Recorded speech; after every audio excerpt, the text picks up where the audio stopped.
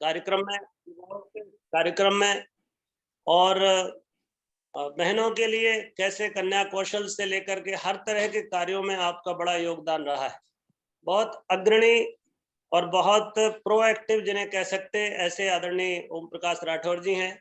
उनकी पूरी टीम बहुत समर्पित भाव से नई पीढ़ी के निर्माण में लगी हुई। तो मैं बहुत सम्मान पूर्वक आज की इस सभा के लिए अभिभावकों की भूमिका इस विषय पर आदरणीय श्री ओम प्रकाश राठौर जी को आमंत्रित करता हूं। आपका स्वागत है भाई साहब। शांति कुंज की ओर से वंदनीय माता जी गुरुदेव के आशीर्वाद आपको, और सभी भाइयों को प्रणाम करते हुए, सबका अभिनंदन करते हुए आज की सभा का शुभारंभ करने का निवेदन है। धन्यवाद भाई साहब। आज के इस महत्वपूर्ण प्रशिक्षण सत्र में उपस्थित देश के विभिन्न क्षेत्रों से कोने कोने से जुड़े हुए सभी भाइयों बहनों का मैं सादर अभिवादन करता हूं, नमन करता हूं। आइए आज की हम यह प्रशिक्षण सत्र ऑनलाइन प्रारंभ करें। इसके पूर्व एक बार गायत्री महामंत्र को उच्चारण करेंगे। ओम भूर्भुवः स्वः तत्सवितुर्वरेण्यं भर्गो देवस्य धीमहि धियो यो नः प्रचोदयात्। भाइयों बहनों, जैसा कि आदरणीय दुबे जी भाई साहब ने अवगत कराया कि 1 अप्रैल अर्थात परसों से यह प्रारंभ हुआ है ऑनलाइन बाल संस्कार शाला प्रशिक्षण सत्र। और उस प्रशिक्षण सत्र के अंतर्गत पहले दिन हम सब ने क्या देखा, क्या समझा, कल द्वितीय दिवस हमने क्या समझा, और आज तृतीय दिवस का विषय है अभिभावकों की भूमिका और उनसे संपर्क कार्यक्रम कैसा होना चाहिए। निश्चित रूप से अभी आदरणीय दुबे जी इस चीज को हम सबको बता रहे थे कि एक अभिभावक की भूमिका बाल संस्कार शाला के कक्षा में संचालित बच्चे के हिसाब से कैसा होता है। मैं इन्हीं बातों को और विस्तार से रखना चाहूंगा आपके बीच में। जिस प्रकार से भाइयों हम देखते हैं कि 3 पहिए की कोई गाड़ी है, उन 3 पहिए की गाड़ी में कोई एक पहिया कमजोर हो जाए तो क्या कल्पना करेंगे, वो गाड़ी आगे चल पाएगी? बिल्कुल नहीं चल पाएगी। हो सकता है कुछ दूर घसीटते हुए आप आगे बढ़ जाएं, लेकिन मंजिल तक तो पहुंच ही नहीं सकती, संभव ही नहीं है। ठीक इसी प्रकार बाल संस्कार शाला में हमें उसके उद्देश्य की पूर्ति तभी हो पाएगी जब उसके तीनों पहिए अर्थात बालक, पालक और आचार्य समान भाव से अपनी जिम्मेदारी नहीं निभाएंगे। तीनों की भूमिका बराबर की, बल्कि अभिभावक की भूमिका इन दोनों से अधिक मैं आगे और विश्लेषित करूंगा। तो प्रथम चरण तो यही है कि कोई ये अभिभावक ये ना समझ ले कि मैंने कुछ लोग आए थे, बाल संस्कार शाला शुरू किए, हमने अपने बच्चे को वहां पे भर्ती कर दिया है, अब हमारी छुट्टी हो गई। अब वो बाल संस्कार शाला चलाने वालों की जिम्मेदारी है कि वो हमारे बच्चों को संस्कारवान बना दे, हमारे बच्चों को एक ऐसा शानदार व्यक्तित्व से ढाल दे जैसे हमारी परिकल्पना है। ये असंभव है। क्यों असंभव है? जैसा कि आदरणीय भाई साहब ने अभी आपको अवगत कराया। अरे भाई, बाल संस्कार शाला में तो बच्चे सप्ताह में 2 घंटे के लिए आते हैं, या कहीं कहीं भी मान लीजिए आप प्रतिदिन 1 घंटे आधे घंटे भी बुलाते होंगे, जो बहुत कम जगह पे संभव हो पाएगा। बाकी समय तो आपके साथ रहते हैं, दिन भर आपके घर पे रहते हैं, आपके साथ उठते बैठते खाते पीते रहते हैं, और बाकी समय स्कूल में अपने मित्रों के साथ रहते हैं। तो ये कैसी कल्पना कर सकते हैं कि 7 दिन की केवल 2 घंटा किसी गुरुकुल में जाए और शेष दिन और शेष समय आपके घर बिताए, और आप गुरुकुल की बातों को उसके बच्चे में आचरण में ढल जाए, ये कैसी कल्पना कर सकते हैं? संभव ही नहीं है। तो भाइयों, अभिभावकों की भूमिका क्या होगी?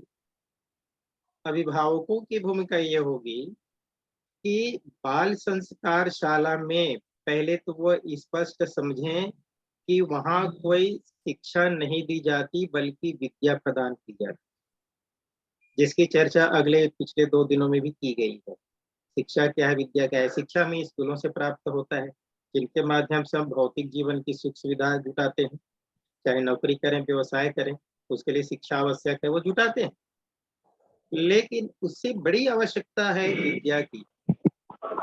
यही विद्या प्रदान की जाती है बच्चों को बाल संस्कार शाला में। तो ये जो विद्या बच्चों को हम बाल संस्कार शाला में प्रदान करते हैं, वो विद्या को कितना बच्चा आत्मसात कर पा रहा है, अर्थात कितना समझ पा रहा है और कितना अपने भीतर उसको करने की प्रयास कर पा रहा है, ये देखने परखने की जिम्मेदारी किसकी होगी? जिसके पास बच्चा रहेगा उसकी होगी ना। तो आप अभिभावकों की होगी। बच्चा बाल संस्कार शाला में जो चीज सीख के आ रहा है, वो चीज कितना वो ग्रहण कर पा रहा है कि नहीं कर पा रहा है, उसकी रुचि पैदा हो पा रही है कि नहीं हो पा रही है, ये देखने और परखने की जिम्मेदारी अभिभावकों की। और जैसा कि अभी भैया जी कह भी रहे थे, अभिभावक अर्थात माता पिता बड़े भाई, घर में जो भी अग्रज हैं सभी अभिभावक हैं, सबकी जिम्मेदारी है। लेकिन सर्वाधिक जिम्मेदारी होती है माँ की, क्योंकि बच्चा जब छोटा रहता है तो मान कर चलिए कि सबसे ज्यादा समय वो माँ के पास रहता है, माँ की बात को सुनता है, माँ की बात को मानता है। और ये भी कहें कि माँ सर्वाधिक देखभाल भी करती है बच्चे के सभी चीजों को लेकर, पिता के तुलना में। तो अब यहाँ भी कह सकते हैं कि बाल संस्कार शाला में जो बच्चे आते हैं, उनकी सर्वाधिक जिम्मेदारी अभिभावक के रूप में माता की हो जाती है। तो हम निवेदन करेंगे कि बाल संस्कार शाला में पढ़ने भेजने के लिए तो आपको धन्यवाद, उसके लिए तो आप अभिनंदन के पात्र हैं, लेकिन वह आपका इतिश्री नहीं है, समापन आप नहीं कर सकते। इसलिए आप उन बच्चों को जरूर ध्यान दीजिए। हम बाल संस्कार शाला में केवल विद्या ही प्रदान नहीं करते, हमारी कोई ड्यूटी नहीं है। जैसे स्कूल में शिक्षक जाते हैं, वो जो विषय उनको पढ़ाना उन्हें पढ़ा दिया और पढ़ाने के बाद अपने घर चले गए, समय हो गया, बच्चा समझ पाया तो ठीक, ना समझ तो ठीक। बाल संस्कार शाला ऐसी विधान नहीं है। बाल संस्कार शाला के माध्यम से न सिर्फ हम बच्चे में विद्या प्रदान करते हैं, बल्कि बच्चे को गढ़ने का प्रयास करते हैं, गढ़ने का प्रयास करते हैं, उसकी गलाई ढलाई करते हैं। यह गलाई और ढलाई की जिम्मेदारी अभिभावकों की भी होगी। आप चाहते हैं ना आपके बच्चा संस्कारवान बने, शिष्टाचार युक्त बने और आपकी अपेक्षा के अनुरूप बने, तब तो बाल संस्कार शाला भेज रहे हैं। तो बच्चे को गलाई करने के लिए, ढलाई करने के लिए एक साँचा है बाल संस्कार शाला, साँचा।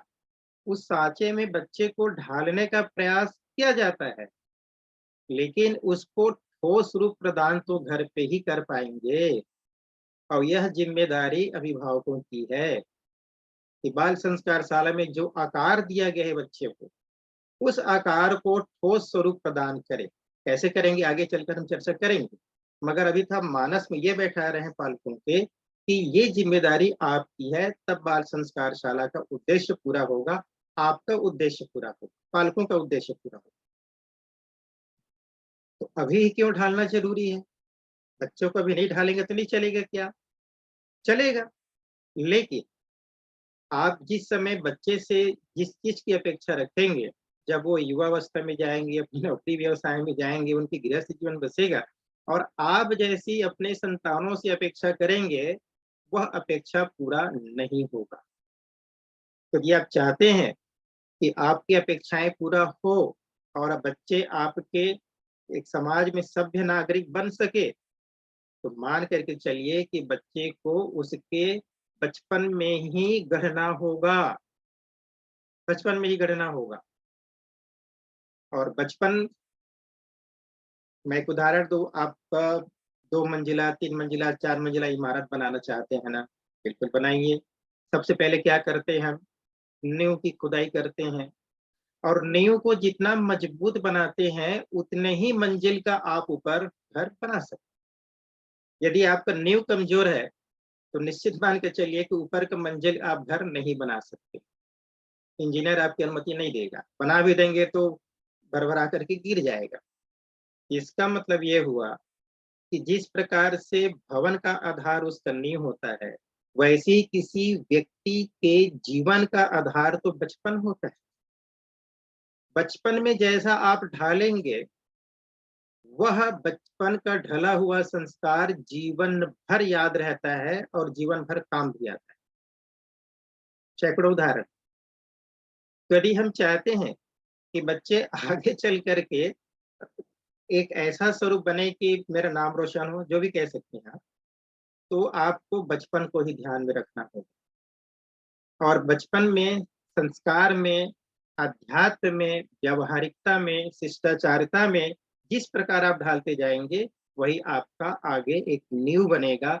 यह बाल संस्कार शाला बच्चों के नींव को मजबूत करने का काम करता है, जिसमें आपकी भूमिका सर्वाधिक। अब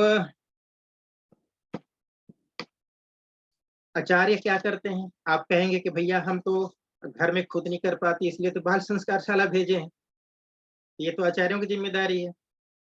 तो भैया आचार्य आपके सहयोगी हैं। हम तो बाल संस्कार शाला के माध्यम से एक दिशा देने का प्रयास कर रहे हैं।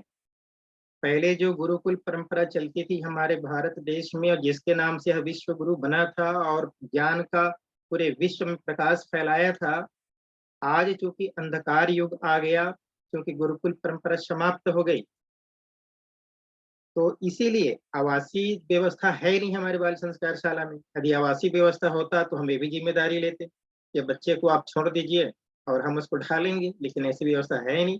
इसलिए कुछ जिम्मेदारी हमारे आचार्यों की, कुछ जिम्मेदारी आपकी, सब मिल करके संयुक्त रूप से यह क्रम पूरा होगा। भाइयों, इस प्रकार अभिभावकों की एक बड़ी जिम्मेदारी। अब हम, क्योंकि ये सारी बातें जितने भी जुड़े हुए हैं हमारे प्रशिक्षक स्तर के हैं, पूरे देश भर से जुड़े हुए हैं, इसलिए हम प्रशिक्षक भाई बहनों से ये संवाद स्थापित कर रहे हैं कि इसी तरीके के आप भी अपने क्षेत्रों में प्रशिक्षण प्रदान करेंगे और पालकों के साथ आप आगे बढ़ेंगे।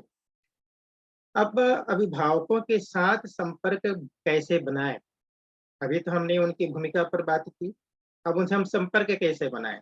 संपर्क मतलब संस्कार शाला चालू हो चुका है, क्योंकि विगत 2 दिवस की चर्चाओं में ये बात आ चुका है, उसकी आवश्यकता, महत्ता और संस्कार शाला और आचार्यों की जिम्मेदारी आदि आदि हो गया। तो अभिभावक से आपने संपर्क किया, इसलिए बच्चे आपके पास आ गए, लेकिन हमारी बाल संस्कार शाला निरंतर चलती रहे, क्योंकि देखने में ये भी आता है कि बाल संस्कार शाला शुरुआत तो हो जाता है, लेकिन 2 महीने, 3 महीने, 4 महीने में वो बंद भी हो जाता है। तो वो स्थिति ना आने पाए, इसके लिए अभिभावकों के साथ निरंतर हमें संपर्क में रहना होगा। और क्या करनी होगी? उनके साथ गोष्ठी होनी होगी जिसे हम पालक गोष्ठी कहते हैं। तो पालक गोष्ठी कहाँ पे कर सकते हैं? पालक गोष्ठी भाइयों, जहाँ पर आप संस्कार शाला संचालित कर रहे हैं वहां पे कर सकते हैं, या कोई देवालय हो, हमारी प्रज्ञा पीठ हो, शक्ति पीठ हो, कोई सामुदायिक स्थल हो, या किसी का बहुत बड़ा घर हो, हॉल हो, जहाँ पे सुविधा पूर्वक आ सकते हैं। किसी भी जगह जहाँ आपको सुविधा पड़ती है वहां पर आप पालक गोष्ठी आयोजित कर सकते हैं। अब दूसरी बात, उस पालक गोष्ठी में रहेंगे कौन कौन? उस पालक गोष्ठी में हमारे जो भी आचार्य रहेंगे, एक से अधिक आचार्य रहते हैं हर संस्कार शाला में, वो सभी आचार्यगण रहें और सभी पालक रहें जिनके बच्चे आपके संस्कार शाला में पढ़ते हैं। क्या इसमें बच्चे भी रहेंगे? उनके बच्चे बिल्कुल नहीं रहेंगे, क्योंकि यह आचार्यों और पालकों के बीच की गोष्ठी है, इसमें बच्चे शामिल नहीं रहेंगे। अब उसके बाद क्या करेंगे? गोष्ठी कौन लेंगे? तो गोष्ठी लेने के लिए आमतौर पर देखा जाता है कि इस प्रकार के जब कार्यक्रम होता है तो हम तलाश करते हैं कि हमारे क्षेत्र में सबसे वरिष्ठ कार्यकर्ता कौन है और उसे आमंत्रित करते हैं। हमें कोई दिक्कत नहीं है, हमारा निवेदन सिर्फ इतना ही रहेगा, आप ऐसे व्यक्ति को बुलाइएगा जो बाल संस्कार शाला के विधा से परिचित हों, जो जानते हो उसके बारे में, उसकी व्यवहारिकता को जानते हो, ऐसे वरिष्ठ को बुलाएंगे तो वह पालक गोष्ठी को जिम्मेदारी से और ईमानदारी पूर्वक निभा पाएंगे, और नहीं तो फिर वो गायत्री परिवार के विभिन्न विषयों की चर्चा करेंगे। बाल संस्कार शाला की बातें चूंकि व्यवहारिक रूप से उनको ज्ञान में नहीं है, वो नहीं हो पाएगा। इसलिए ये जरूर सावधानी आप रखेंगे। उसके पश्चात अब पालक आ गए, अब गोष्ठी शुरू करनी है, तो क्या करेंगे? सबसे पहले एक छोटी सी भूमिका बना लीजिए। इसमें सैद्धांतिक प्रवचन बिल्कुल नहीं करना है, लेकिन शुरुआत करने के पहले जैसे आज हमारा प्रशिक्षण शुरुआत हुआ तो आदरणीय भैया जी ने एक भूमिका बनाई, ठीक इसी प्रकार की गोष्ठी के पहले एक छोटी सी भूमिका बनाइए। पालकों को धन्यवाद दीजिए कि उन्होंने अपने बच्चे को बाल संस्कार शाला में भेजा, और उसके पश्चात घर परिवार की सामान्य चर्चा करते हुए हम गोष्ठी के बिंदु पर आ जाएंगे। 2-4 मिनट की भूमिका के पश्चात गोष्ठी के बिंदु क्या रहेगा? गोष्ठी के बिंदु रहेगा कि हम पालकों से निवेदन करें कि जिस प्रकार बच्चे को स्कूल जाने के लिए अभिभावक तैयार करते हैं, उसकी नाश्ते की, उसकी टिफिन की और उसकी कपड़े लत्ते की आदि आदि देखभाल करते हैं कि तुम्हारा समय हो गया, तुमको स्कूल जाना है, गाड़ी वाला आएगा, तुम तैयार हो जाओ। ठीक इसी प्रकार की रुचि बाल संस्कार शाला में भेजने के लिए भी होनी चाहिए। बाल संस्कार शाला को स्कूल से 1% भी कम मत आंकिएगा, क्योंकि यहाँ जो मिलने वाला है वह जीवन भर एक अनुदान देने वाली चीजें हैं। इसीलिए आप इसको उतनी ही तत्परता से, उतनी सक्रियता से, उतनी ही लगनशीलता से जरूर ध्यान दीजिएगा। दूसरी बात, यदि बालक का रुचि पैदा नहीं हो पा रहा है बाल संस्कार शाला में जाने के लिए, तो आप रुचि पैदा कीजिए। कोई कहानी के माध्यम से, कोई घटना के माध्यम से, कुछ न कुछ एक ऐसा उनको भाव पैदा कीजिए जिससे कि वह संस्कार शाला में जाने के लिए सहर्ष तैयार हो जाए, और आप वहां जरूर बच्चों को भेजने के लिए प्रयास कीजिए। उसके पश्चात क्या करें?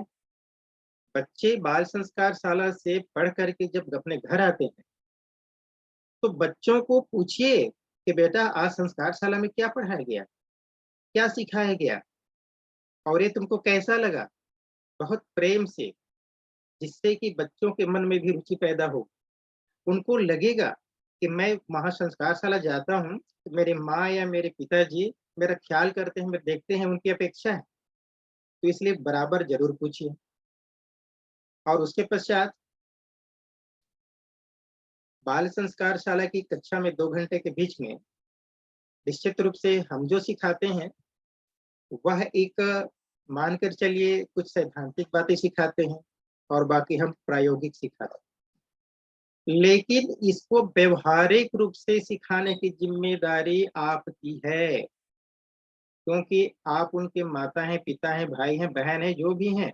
वो जो भी बाल संस्कार शाला में सीख कर गया, उदाहरण के लिए हमने सिखाया कि बेटा आप लोगों को सबसे पहले धरती माता का प्रणाम करना चाहिए, अपने माता पिता का प्रणाम करना चाहिए, उषा पान करना चाहिए, और उसके पश्चात स्नान करने के बाद उपासना कक्ष में जो भी समय है 5-10 मिनट आपको उपासना करनी चाहिए।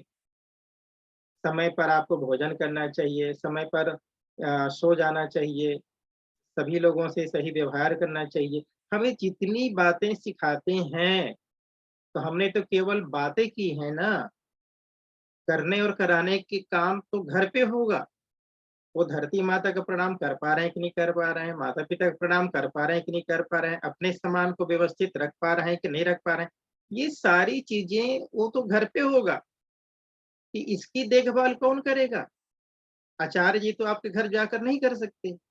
इसकी देखभाल अभिभावकों को ही करनी होगी।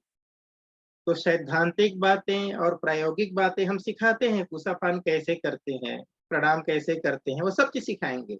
लेकिन व्यवहार में करके दिखाना और बच्चों से करवाना, ये काम आपका है, पालक का है, माता-पिता। यदि ये काम कोई पालक अपने बच्चों के साथ करता है, तो मान कर चलिए कि वह बच्चा 100% आपके अनुरूप ढलते जा रहा है, आप जैसा चाह रहे हैं वैसा ढलते जा रहा है, और आपकी प्रसन्नता इतनी बढ़ जाएगी, तो आपको लगेगा कि जीवन का सबसे बड़ा उपहार आपको मिल गया, यह बाल संस्कार शाला के रूप। क्योंकि हमने ऐसी अनेक घटनाएं देखी हैं, जहां आप लाख कोशिश करते हैं बच्चों को समझाने का, वो समझने का प्रयास नहीं करते, मगर कोई दूसरे आते हैं और कहते हैं तो वो जल्दी समझ जाते हैं। तो इसी प्रकार से जब आप संस्कार शाला के माध्यम से सीखी हुई चीजों को बच्चों को पूछेंगे और बच्चों के ऊपर उनको प्रयोग करेंगे, तो निश्चित रूप से बच्चे काफी तेजी से सीखते हैं। लेकिन एक बात ध्यान देने वाली बात, बच्चे सीखते वही चीज है जो घर में देखते हैं। हमने कुछ कहा और किया नहीं तो बच्चे बिल्कुल नहीं सीखेगा। ये बड़ी कहना तो नहीं चाहिए, लेकिन हमको सबको, जो भी पालकगण हैं जो चाहते हैं कि हमारे बच्चे अच्छे बने, तो मान करके चलिए कि हमें भी स्वयं अच्छा बनना पड़ेगा, तब जाकर हमारे बच्चे अच्छे बन सकते हैं। हम यदि ये प्रयास करते हैं कि बच्चे टीवी ज्यादा नहीं देखना चाहिए, तो वो बच्चा तभी स्वीकार कर पाएगा जब हम भी उसी प्रकार का पालन करें। तो कुल मिलाकर के जिम्मेदारी इतनी बनती है कि बच्चे से जो चीज अपेक्षा हम रखते हैं, वो आचरण में हमें स्वयं उतारना होगा, क्योंकि बच्चे देख करके सीखते हैं, सुन करके नहीं सीखते, देख के सीखते। तो किन किन बातों का सावधानी रखना चाहिए। आप पालकों के बीच बैठे हैं तो बहुत ही विनम्रता के साथ बात करना है, शालीनता के साथ बात करना है, लेकिन अब हकीकत को तो सामने रखना है, तब जा करके बात बनेगी। तो क्या निवेदन करें? निवेदन ये करें कि पति पत्नी आपस में जब बच्चे घर पे हों, तो जोर जोर से चिल्ला कर बातें ना करें। बच्चों को भी जोर जोर से चिल्ला करके बातें ना करें, नहीं तो इसका गलत असर पड़ता है। बच्चों के सामने कभी भी अपशब्द ना निकालें। हमने पहले ही कहा कि आप बड़े घर पे जितने बड़े सदस्य रहते हैं, उनकी हर बातों को बच्चे सीखते हैं, भले ही वो व्यक्त नहीं करते, बोलते नहीं है, मगर सीखते वही है। तो बड़ी सावधानी रखनी होगी। उसके बाद क्या करें? बच्चे यदि कोई गलती कर लिए तो उन्हें आप डांटिए, मगर उनको क्रूरता पूर्वक दंड मत दीजिए। प्रेम पूर्वक डांटिए और प्रेम पूर्वक दंड दीजिए।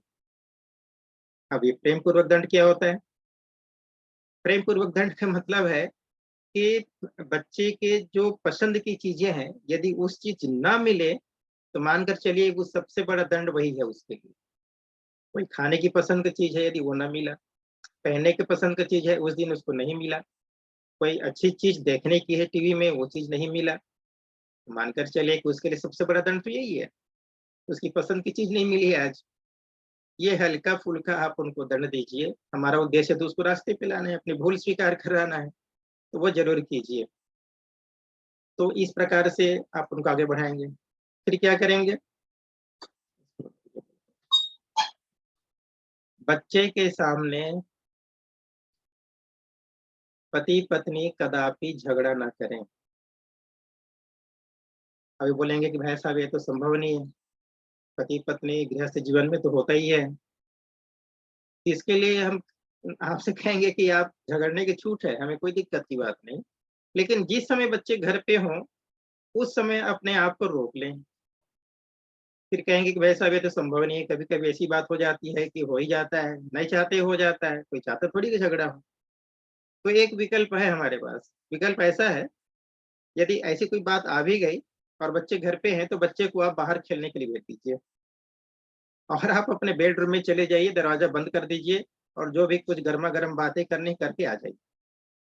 उद्देश्य सिर्फ इतना ही है कि बच्चों के सामने हमारी किसी प्रकार की गलत छवि ना पहुंचे, नहीं तो ये बड़े होकर के फिर उल्टा जवाब देंगे। बच्चे हैं, कुछ बोलेंगे नहीं, मगर बड़े होकर के जवाब देंगे, या उनके मस्तिष्क पर, कोमल मस्तिष्क रहता है, कोमल हृदय रहता है, गलत प्रभाव पड़ता है। माता और पिता के प्रति जो सम्मान का भाव होना चाहिए, वो सम्मान का भाव नहीं रहता। तो हम कहते हैं कि भैया सुबह सो उठ करके माता पिता का प्रणाम करना चाहिए, तो उसके भीतर से ये बात आएगी, वो प्रणाम कर भी लेगा, झुक भी लेगा, लेकिन भीतर से स्वीकार नहीं कर पाएगा। यदि जिस घर में रोज रोज कलह होती हो, लड़ाई झगड़ा होता हो, किन्हीं किसी बात पर तू मैं होता हो, तो बच्चे के मस्तिष्क पर बहुत गलत असर पड़ता है। कृपा करके इनसे आप दूर रहें। ये बात हर पालकों को जरूर निवेदन करिएगा। उसके पश्चात एक तो वैसे भी झूठ बोलना ही नहीं चाहिए सामान्य जीवन में, और बच्चों के सामने तो बिल्कुल भी झूठ ना बोलें, क्योंकि हम ध्यान में नहीं रख पाते। फोन में किसी के बात आता है तो झूठ बोलते रहते हैं।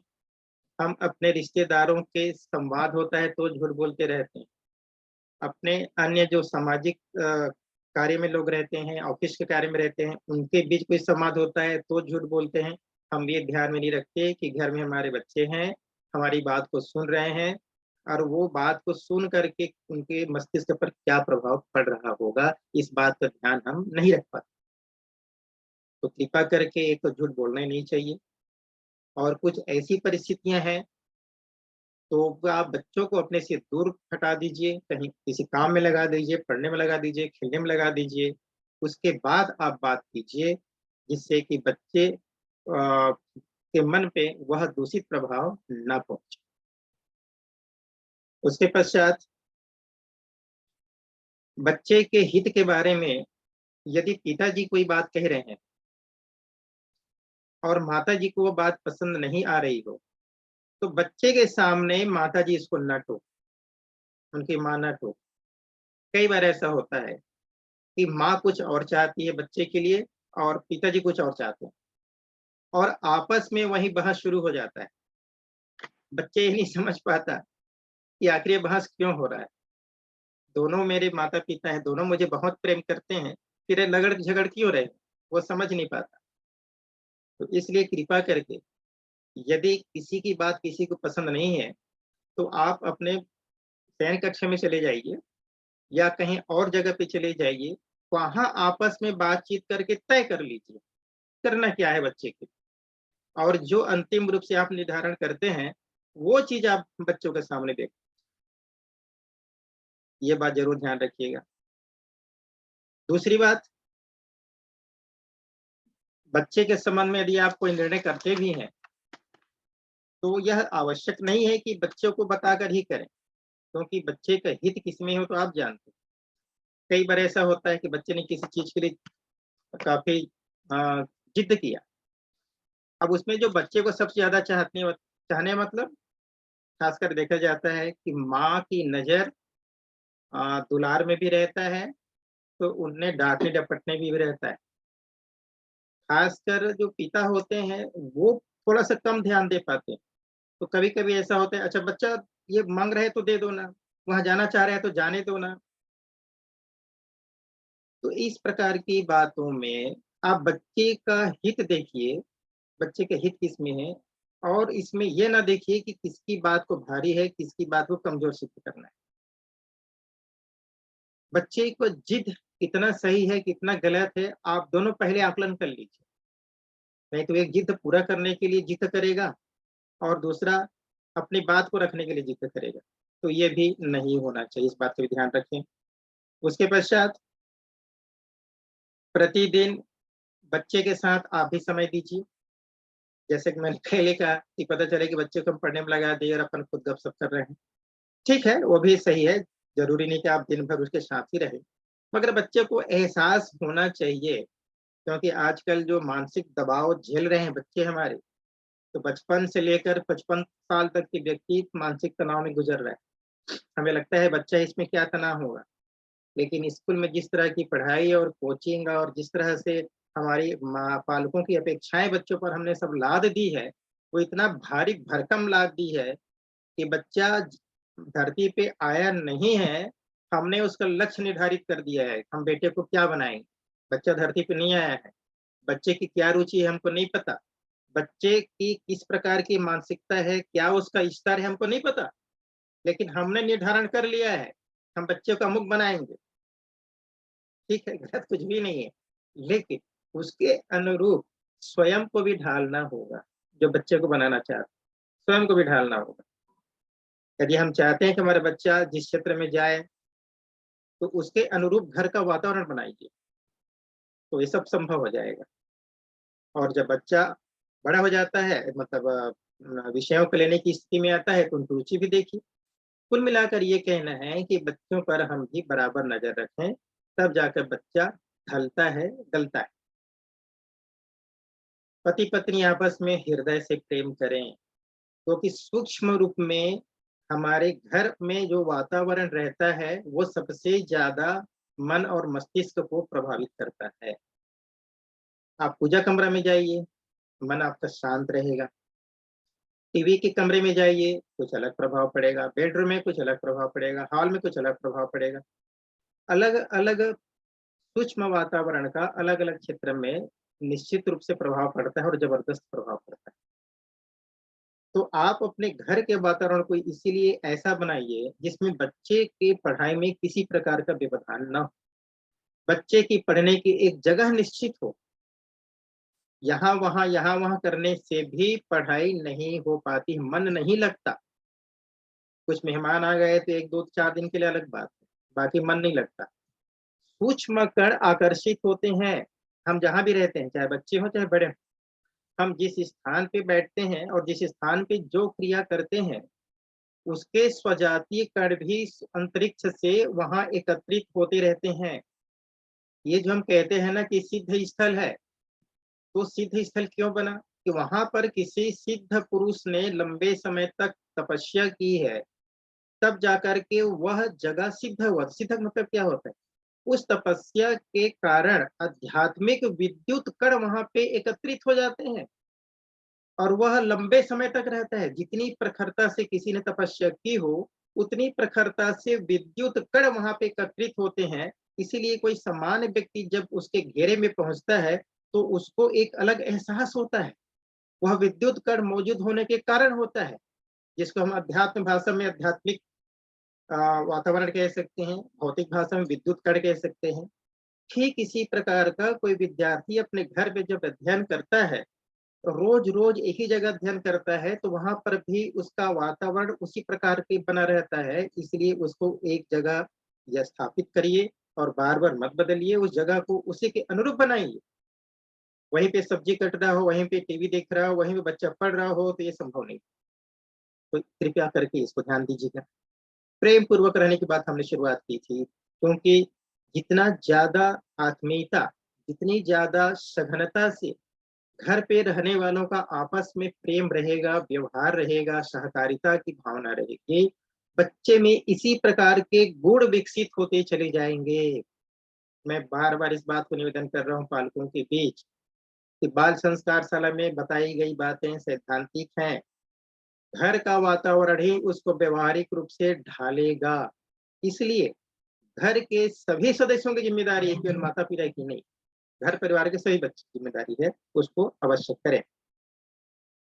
उसके पश्चात खान पान का भी असर पड़ता है। कहते हैं ना, जैसा खाए अन्न वैसा बने मन। तो आपके रसोई में जिस प्रकार का पदार्थ बनता है, यहाँ तो सब गायत्री परिवार के हैं इसलिए सब शुद्ध शाकाहारी हैं, लेकिन जो बच्चे आपके पास आएंगे संस्कार शाला में, वो विभिन्न प्रकार के घर के रहेंगे, विभिन्न प्रकार के पीने खाने के लोग रहेंगे। तो पालकों के बीच में आप विनम्रता से इस बात को रखिए कि जैसा खान पान रहेगा हमारे रसोई में, जैसा तड़क भड़क हमारा खान पान रहेगा, उसका असर भी बच्चे के मन पे, मस्तिष्क पे, एकाग्रता पे, सब पे पड़ता है। अब ये उनके ऊपर है कि वो क्या चाहते हैं। हम किसी को नहीं कहेंगे कि आप ऐसा करिए वैसा करिए, क्योंकि खान पान की स्वतंत्रता है। लेकिन यदि वो बच्चे को चाहते हैं तो कुछ तो त्याग करना पड़ेगा। ये बात हम पालकों के सामने निश्चित रूप से रखें। बच्चों के स्वास्थ्य की दृष्टि से भी ध्यान में रखें, दिनचर्या को व्यवस्थित रखें। ये कसौटी है। बच्चे को ढालना मतलब स्वयं को ढलना। स्वयं पहले सांचा बनेंगे तब बच्चे उस पर निकलेंगे भाई। आप कहेंगे कि बच्चे अलग रहें, हम तो अलग तरीके से रहेंगे, तो ये संभव नहीं है। इसलिए हर अभिभावक को खुद सांचे में ढलना होगा, तब आपका बच्चा उस सांचे से ढल करके बेहतर निकले। ये बातें पालकों को सामने अवश्य करिएगा। पुस्तकों की बात है, टीवी सीरियल की बात है, सबकी छूट है। मगर पुस्तक ऐसा भी, आजकल तो खैर पुस्तक पढ़ना बंद हो गया है, बच्चों का भी बड़ों का भी। लेकिन आप आदत डलवाइए, क्योंकि आप यदि भौतिक जीवन में भी बच्चे को बहुत ऊपर ले जाना चाहते हैं, वहां भी पढ़ना ही पड़ेगा, और खूब पढ़ना पड़ेगा और खूब लिखना पड़ेगा। चाहे आप पीएससी कराइए, यूपीएससी कराइए, जो भी कराइए, खूब लिखना पड़ता है, खूब पढ़ना पड़ता है। सामान्य ज्ञान की भी जरूरत है, केवल किताबी ज्ञान से आगे नहीं बढ़ता आदमी, सामान्य ज्ञान भी चाहिए, अध्यात्म भी चाहिए। बल्कि अध्यात्म तो चाहिए ही चाहिए। ये आपका नींव है, बच्चे का नींव है। उसमें सोचने समझने की शक्ति पैदा करेगा अध्यात्म से, तनाव को दूर करने में सहायक होगा, अपने जीवन से संघर्ष करने की ताकत, आत्मबल, मनोबल अध्यात्म से ही मिलेगा। तो हर व्यक्ति को तो आध्यात्मिक जीवन में आना ही पड़ेगा, यदि उसे सुख और शांति से जीवन जीना है तो। और सुख और शांति से जीवन आपको जीना है क्यों? हर माता पिता का प्राण रहता है उसकी संतान में। उसकी संतान के लिए तो आप सब कर रहे हैं ना, अपने जीवन भर की कमाई, श्रम, संपदा, साधन, जितनी आपकी ऊर्जा आप किसके लिए लगाते हैं? किसके लिए दिन भर काम करते हैं? कितने लिए लाखों इकट्ठा कर रहे हैं? अपनी संतान के लिए ना। तो आप अपनी संतान के लिए जितनी संपदा खर्च कर रहे हैं, अपनी साधन खर्च कर रहे हैं, तो संतान को श्रेष्ठ बनाने का दायित्व तो आप पर भी तो है ना। वह श्रेष्ठ कैसे बने, इसका नमूना बाल संस्कारशाला में बताया जाता है। उस नमूने को व्यवहार रूप में उतारने के काम आपको करना है। तब आचार्य और पालक ये दोनों मिलकर के बच्चे को उस रूप में ढाल पाएंगे जिस रूप में आप चाहते, जिस रूप में समाज चाहता। क्योंकि बच्चा समाज, मनुष्य एक सामाजिक प्राणी है। वह आपका बच्चा जरूर है, लेकिन है तो समाज का। क्योंकि एक बच्चा यदि विकृत निकल गया, किसी ऐसे अपराध से ग्रसित हो गया, ऐसे लत से ग्रसित हो गया जो परिवार के लिए भी हानिकारक है, समाज के लिए भी, देश के लिए भी हानिकारक है, वही बच्चा श्रेष्ठ निकल गया, अच्छे मार्ग पर निकल गया, तो न सिर्फ परिवार के लिए गौरव है, समाज के लिए गौरव है, बल्कि पूरे देश के लिए गौरव है। इसीलिए बच्चे को गढ़ने की जिम्मेदारी हम सबकी। भाइयों बहनों, पालकों के साथ हम जब भी बैठें तो निश्चित रूप से इन सारी बातों बहुत ही विनम्रता पूर्वक, बहुत ही शालीनता पूर्वक आप रखिएगा। यदि कोई पालक इन्हीं बातों को लेकर के नाराज हो जाए, आक्रोश में हो जाए, तो आप क्षमा मांग लीजिएगा, मगर आप कभी आक्रोश में मत आइएगा। क्योंकि हम एक शिक्षक का दायित्व निभा रहे हैं, गुरु का दायित्व निभा रहे हैं। आचार्य मतलब गुरु। गुरु कभी आक्रोश में नहीं आता, शिक्षक कभी आक्रोश में नहीं आता। हाँ, आक्रोश में तब आता है जब अपने शिष्यों के बीच रहता है और शिष्यों को गलत रास्ते से सही रास्ते में लाने का एक माध्यम बनाता है, वो अलग प्रश्न है। लेकिन पालकों के साथ हमारा कोई भी आचार्य कभी भी आक्रोश में नहीं आएंगे, कभी भी ऐसी कोई कटु बात नहीं करेंगे जिससे आपकी और हमारी संगठन की छवि धूमिल हो। इससे बचिएगा, क्योंकि पालक हैं, उनको अब ये समझ में नहीं है, वो आक्रोश में आ सकते हैं। होता है ऐसा, बहुत कम जगह पे है। फिर भी ये बातें हमारे प्रशिक्षकों के लिए हम आग्रह कर रहे हैं। अब उसके पश्चात इतनी बातें तो आप गोष्ठी में करेंगे। अब उसके बाद जिस प्रकार से बच्चों को आप होमवर्क देते हैं, ठीक उसी प्रकार से पालकों के लिए भी होमवर्क है। ये क्या होमवर्क है?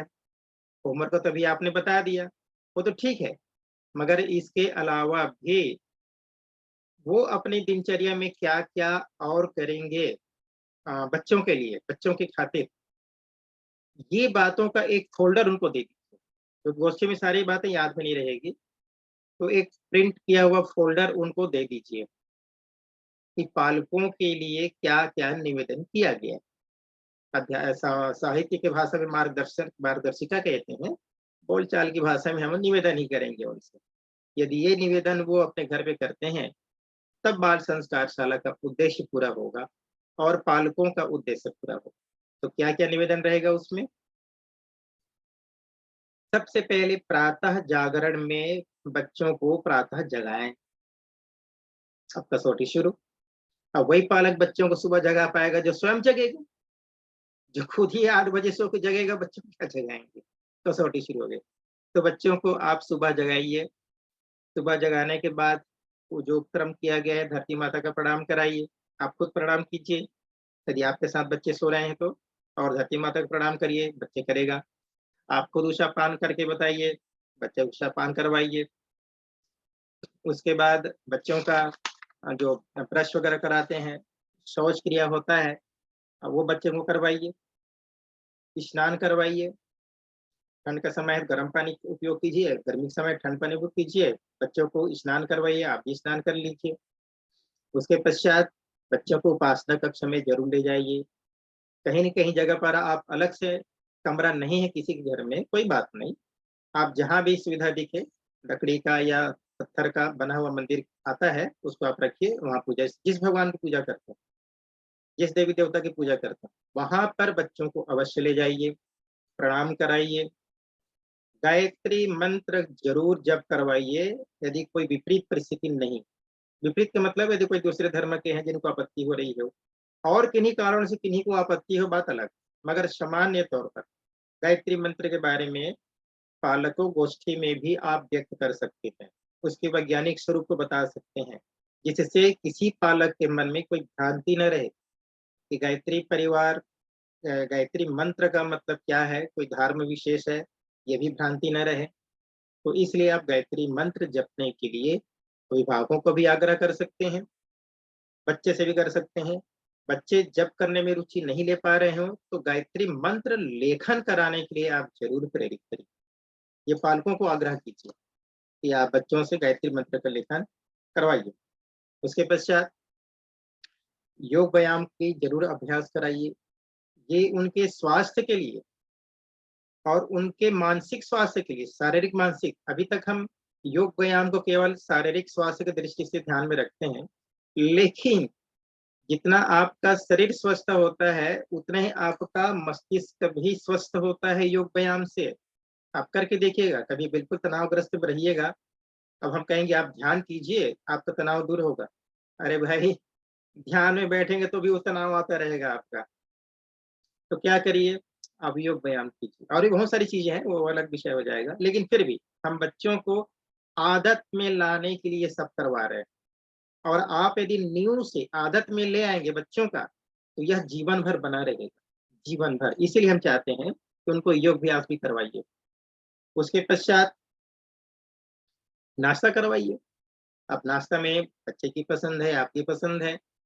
अब हम कहेंगे कि भैया फास्ट फूड कम खाइए। अब क्यों कहते हैं, तो आप भी जानते हैं, पढ़ते लिखते हैं, पालकों से निवेदन कीजिए कि आप भी जानते हैं कि फास्ट फूड में कितने विटामिन होते हैं, कि कितने नुकसान होता है, और अन्य जो चीज घरेलू जो घर पे बनता है उसमें क्या विटामिन मिलते हैं और कितना नुकसान है। आप दोनों को सामने रख दीजिए, फिर उनकी इच्छा। हम किसी को कुछ भी थोप नहीं सकते, सिर्फ ये कह सकते हैं, निवेदन कर सकते हैं, यदि आप बच्चे को इस तरह से चाहते हैं, तो उसके लिए खान-पान से लेकर सारी चीज़ों पर ध्यान देना होगा। तब जाकर के वह ढल पाएगा जैसा आप चाहते हैं। बार-बार हम पालकों के ऊपर ही डालें, क्योंकि आप चाहते हैं इसलिए हम ऐसा कर रहे हैं। हम तो चाहते ही हैं कि हर घर का बच्चा संस्कारवान हो और भारत देश पुनः विश्व गुरु बने, और भारत देश ज्ञान का आलोक फैलाए। हम चाहते हैं, इसलिए हमें हमारे भी आप पालक गोष्ठी में कहिए इस बात को। हमारे जितने भी आचार्य इन्हें कोई मानदेय नहीं मिलता, और न ही ये बेरोजगार हैं, बल्कि ये भी रोजगार हैं, इनका भी घर गृहस्थी है, ये भी कहीं न कहीं व्यस्त रहते हैं, उसके बावजूद भी समाज का दायित्व निभाने के उद्देश्य से ही ये 2 घंटा का समय निकालते हैं। ये कोई फालतू व्यक्ति नहीं है। ये बात भी हम पालकों की गोष्ठी के बीच में रख सकते हैं, जिससे उनको ये बात रहे कि इनको कहीं से तनख्वाह मिलता होगा, क्योंकि कई जगह पे बात आती भी है। हम लोग जब गोष्ठी लेने जाते हैं तो कुछ लोग कहते हैं हम लोग का कितना वेतन मिलता है, उनको पता नहीं संस्कार साला क्या है। तो भैया कोई वेतन नहीं मिलता, हमको एक समाज का ऋण है हमारे ऊपर, समाज ने हमको जो भी दिया है, तो समाज का ऋण अदा कर रहे हैं, इसलिए हम चाहते हैं कि बच्चे संस्कारवान बने। तो ये बात आप ज़रूर उनसे कहिएगा। उसके पश्चात उनको अध्ययन कराइए, जो भी स्कूल का पाठ्यक्रम है उस पे वो खुद करें। आप सहयोग कर सकते हैं तो आप कीजिए, अन्यथा उनको करवाइए। इसके पश्चात में बात आती है मोबाइल की। तो ये बात बड़ी एक रोग के रूप में फैलते जा रही है कि मोबाइल के बारे में जितनी जानकारियां हमारे बड़े नहीं रख पाते, उससे ज्यादा जानकारी हमारे बच्चे रखते हैं। मोबाइल में ढेर सारे फंक्शन है, मगर हम लोग उतने ही को जानते हैं जितना हमसे काम चलता है। 2-4 फंक्शन से हमारा काम चल गया, बस इतना ही पर्याप्त। लेकिन बच्चों के पास में इतनी जानकारियां हैं कि बड़े सुनकर और देखकर हतप्रभ हो जाते हैं। तो जानकारियां अच्छी बात है, कोई गलत बात नहीं है, लेकिन कहीं ऐसा ना हो कि बच्चे का मन उसी में ही लग जाए, क्योंकि बड़े उसमें लुभावनी चीज होती है। और लुभावना, बच्चे तो बच्चे हैं, खेलते रहेंगे। आपको लगेगा कि बच्चे कमरे में पढ़ रहा है और उनके हाथ में भी मोबाइल है, उनके बिस्तर पे मोबाइल है, तो पता चले कि मोबाइल पे खेल रहे हैं। इस बात को आप ध्यान में रखिए, तो आप उनसे लत से बचा पाएंगे। और यदि बचपन में मोबाइल के लत से आपने बचा लिया, तो मान करके चलिए कि बहुत बड़ा काम आपने कर लिया।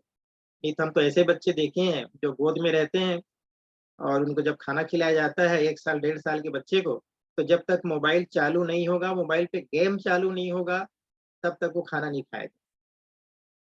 तो नजर बच्चे का मोबाइल पे रहता है और उसकी माता जी उसको खिलाते रहती है। अब आगे चलकर हम उस बच्चे से क्या अपेक्षा करें? तो पालकों को निवेदन कीजिए कि वह जितना ज्यादा मोबाइल से दूर रख पाए बच्चों को, उतना ही श्रेष्ठ। अब कहेंगे कि आजकल तो पढ़ाई मोबाइल में होता है, तो ठीक है, पढ़ाई के समय उसका उपयोग करें, कोई दिक्कत की बात नहीं है। लेकिन अन्य समय की बात है, ये लत से वो दूर रहे। उसके पश्चात भोजन के बारे में हमने निवेदन कर ही दिया है। ये सब कुछ पालकों पर निर्भर है। हम तो सिर्फ इतना ही कहेंगे कि जितना सात्विक भोजन वो दे सके, जितना घर का बना भोजन दे सकें, माँ के हाथ का बना भोजन दे सकें। क्योंकि भोजन केवल स्थूल रूप में ही नहीं जाता, भोजन सूक्ष्म रूप में भी शरीर में प्रवेश करता है।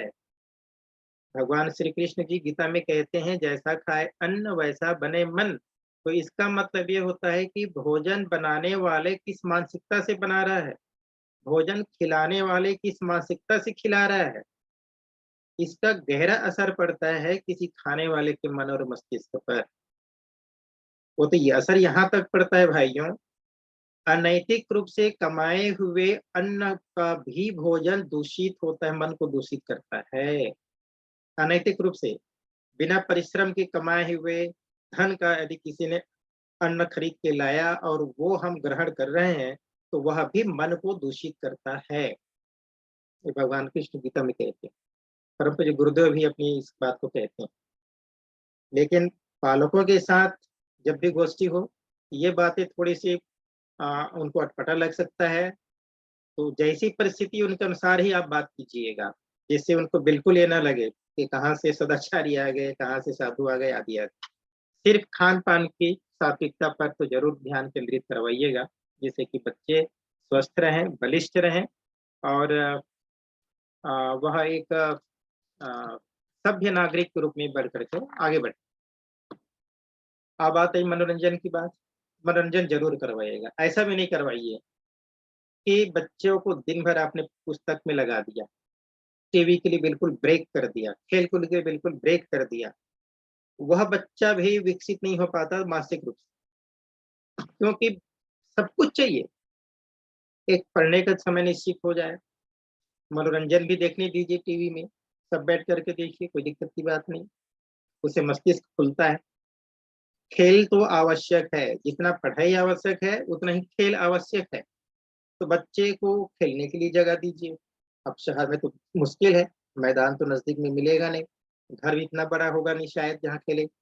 तो कुछ इंडोर स्टेडियम का खेल जो हम बाल संस्कार शाला में बताते हैं, वो खेल आप खिलाइए घर पे, अपने माता के साथ, पिता के साथ, भाई बहन, पड़ोसी, जिसके साथ भी हो। मगर खेल आवश्यक है, कुछ ना कुछ, ये भी एक व्यायाम है, शारीरिक मानसिक दोनों व्यायाम है खेल। तो उसके लिए आप जरूर ध्यान दीजिए। कहीं ऐसा ना हो कि उसको कुम मड्डू बना कर रख दें, ऐसा नहीं। दोस्ती यारी भी करें, जितना ज्यादा उसको खुलने का अवसर दीजिएगा वो जरूर खुलेगा। आप बाजार भी लेके जाइए साथ में, अपने तरफ से कुछ बंदिश मत कीजिए। यदि बच्चे को रुचि को जानना हो आपको, तो आप उसके ऐसे रिश्तेदार के साथ भेज दीजिए अपने, जिनके साथ बड़ा घुलता-मिलता है वो। घर में ऐसे सदस्य आते हैं, जिनके साथ बच्चे बहुत ज़्यादा घुलते-मिलते हैं, तो उनके साथ आप बाज़ार भेज दीजिए और उनको ये देखने के लिए बोल दीजिए कि बच्चे की रुचि किसमें है, खाने-पीने में किस चीज़ की रुचि है, खिलौना या किसी कपड़े लेने की किस चीज़ की रुचि है। अन्य बच्चे को स्वतंत्र कर दीजिए, जो तुम चाहो खा सकते हो, जो तुम चाहो अपने माँग सकते हो, जो तुम चाहो खरीदने के लिए कह सकते हो, अपने रिश्तेदार स्वतंत्र छोड़ दीजिए। तो जब उनको लगेगा कि आज मैं बिल्कुल स्वतंत्र हूँ, तब अपने भीतर की सारी इच्छाएँ प्रकट करेगा। तो वो जो रिश्तेदार है, वो आपको रिपोर्ट देगा कि बच्चे की रुचि किस प्रकार की है। ऐसा पकड़ सकते हैं। आपको लगता है कि इसकी रुचि तो गलत दिशा में जा रहा है, तो प्रेम पूर्वक सही दिशा में लाइएगा। आप कठोरतापूर्वक लाएँगे, मन उसका टूटेगा, आपके सामने तो हाँ कहेगा, लेकिन जब भी अवसर मिलेगा दोस्तों के साथ वही खाएगा, वही पिएगा, वही करेगा जो उसके भीतर में कुंठित होता रहेगा, अपने आप को दबा कर रखेगा, ऐसा मत कीजिए। प्रेम पूर्वक उसके लाभ-हानि को समझाने का प्रयास कीजिए। उसको एहसास ही मत कराइए कि रिश्तेदार के साथ गया था तो हम सब जान गए हैं, ये भी मत कराइए। आप प्रत्यक्ष रूप से आप साथ में जब लेके जाएँ और आपको यह पता चल चुका है कि उसकी क्या पसंद की खाने की है और क्या कैसा है, तो आपके सामने वो व्यक्त करता है कि नहीं करता है आप देखिए। आपके सामने नहीं कर पाएगा, तो उनको लगा कि पापा को पसंद नहीं है, मम्मी को पसंद नहीं है, मुझे डाँटेंगे, मना करेंगे। वहाँ पर आप लाभ और हानि की बात कहिए। खिलाना हो तो कहिए कि बेटा ठीक है तुम महीने में एक बार खा लो। फिर उसके धीरे-धीरे कुल मिला कर के उससे अरुचि पैदा करके मगर प्रेम पूर्वक करवाइए, कोमल मन है ना, हम डाँटेंगे, फटकारेंगे, इससे गहरा असर पड़ता है। तो इसीलिए कोमल मन से हम ऐसा प्रयास करेंगे। उसके पश्चात शाम के समय में अब हमको नहीं पता जिन पालकों के साथ हम बैठेंगे, उनके घर में शाम को पूजा होता है कि नहीं होता है, लेकिन ये प्रयास ज़रूर करें कि घर में संध्या-कालीन दीपक तो जलता ही है, हर हिंदू परिवार में तो जलता है। तो जिस समय दीपक जलता है, उस समय 5-10 मिनट के लिए सामूहिक आरती हो जाए, चाहे जिस भगवान को मानते हो। घर में एक आध्यात्मिक वातावरण विकसित हो जाए, तो यह घर परिवार के लोगों के लिए स्वर्ग जैसा आनंद देगा। चाहे वो बच्चे के लिए हो, चाहे बड़े के लिए हो। स्वर्गीय वातावरण प्रदान करेगा। तो इसीलिए हम पालकों के साथ जब भी बैठें, निवेदन करें, यदि जिनके घर में संध्या आरती होती है, तो घर के सारे लोग उस आरती में शामिल हो जाएँ, 5 मिनट। इससे घर का वातावरण स्वर्गीय हो जाता है। बहुत ही यदि घर में किसी प्रकार से मनमुटाव है सदस्यों के बीच और भी कुछ बातें हैं, वह भी मलिनताएँ दूर हो जाती हैं। क्योंकि हमारे हिंदू संस्कृति में आरती होने के पश्चात हर छोटे अपने अग्रजों का प्रणाम करते हैं। तो आप प्रणाम करेंगे तो आशीर्वाद ही देंगे। भले कुछ घंटे पहले आप उनसे विवाद हुआ रहा हो, लेकिन आरती के बाद जब प्रणाम करेंगे, तो निश्चित रूप से आशीर्वाद ही देंगे और अगले दिन सुबह भी यही क्रम चलेगा। तो शाम के समय प्रत्येक घर में एक आध्यात्मिक वातावरण बनना चाहिए। ये प्रयास आप ज़रूर कीजिए, निवेदन कर सकते हैं, बाकी जितनी उनकी इच्छा है। तो इस प्रकार से भाइयों, कुल मिलाकर के सार बात ये है, अब हम अपनी सार बात में आ गए कि बाल संस्कार शाला का जो भी उद्देश्य हम पालकों को जब शुरुआत में जाते हैं और बताते हैं, तो पालकों के मन में ये भ्रांति न रहे कि हमने बच्चों को संस्कार शाला भेज दिया और हमारी ज़िम्मेदारी समाप्त। अब सारा काम वो आचार्य लोग करेंगे, ये कदापि नहीं है। संस्कार शाला का उद्देश्य तभी पूरा हो पाएगा जब आचार्य, पालक दोनों मिल करके बालक को गढ़ने का प्रयास करेंगे। और गढ़ने के तरीका क्या-क्या हो सकते हैं, संक्षिप्त रूप से अभी हमने आपको बताया है। ये सारी बातें आपको पालकों के बीच रखनी होगी। पालकों को ये एहसास कराना होगा कि बच्चे को गढ़ने हैं, तो हमें भी गढ़ना होगा, पालकों को भी ढलना होगा, तब हम बच्चे को गढ़ पाएँगे। जो बच्चे संस्कार शाला में नहीं आ पाते हैं किन्हीं कारणों से, तो आप उनके माता पिता को फोन से संपर्क कीजिए कि आज अमुक बालक नहीं आ पाया, उसकी स्वास्थ्य ठीक तो है ना। आप पालकों के साथ 2 महीने में एक गोष्ठी तो करिए। यदि आपके पास समय है, बल्कि समय निकाल कर आचार्यों की जिम्मेदारी बनती है कि पालकों के घर में भी वो चले जाएं, 10 मिनट बैठकर हाल चाल पूछ करके आ जाएं। इससे एक आत्मीयता का विकास होता है और यही आत्मीयता आपको संबंध को मजबूत बनाएगा और इसी मजबूती से आप उनके घर में युग निर्माण योजना का प्रकाश भी पैदा कर सकते हैं। तो भाइयों, बच्चे हमारे कड़ी हैं घर तक पहुंचने का और युग निर्माण योजना के संदेश को पहुंचाने का। दोनों कई काम, जैसे आदरणीय भैया जी ने बताया भी कि 5 निशान, 5 तिरपे, एक तीर से 5 निशान, तो ये उद्देश्य हमारा पूरा होता है।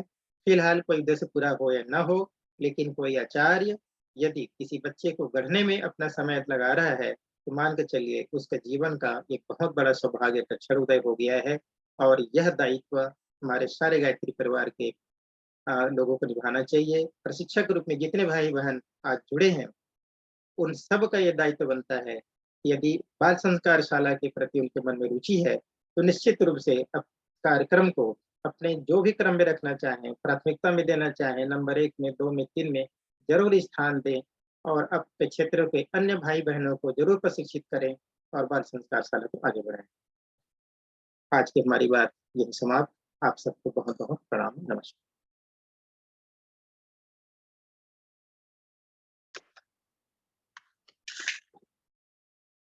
आप किन्हीं भाई के मन में आज के विषय को लेकर यदि कोई प्रश्न हो तो वो कर सकते हैं। किसी ने हैंड रेज किया हो तो उनका नाम बोलते जाएंगे। जी, बहुत बहुत धन्यवाद आदरणीय भाई साहब।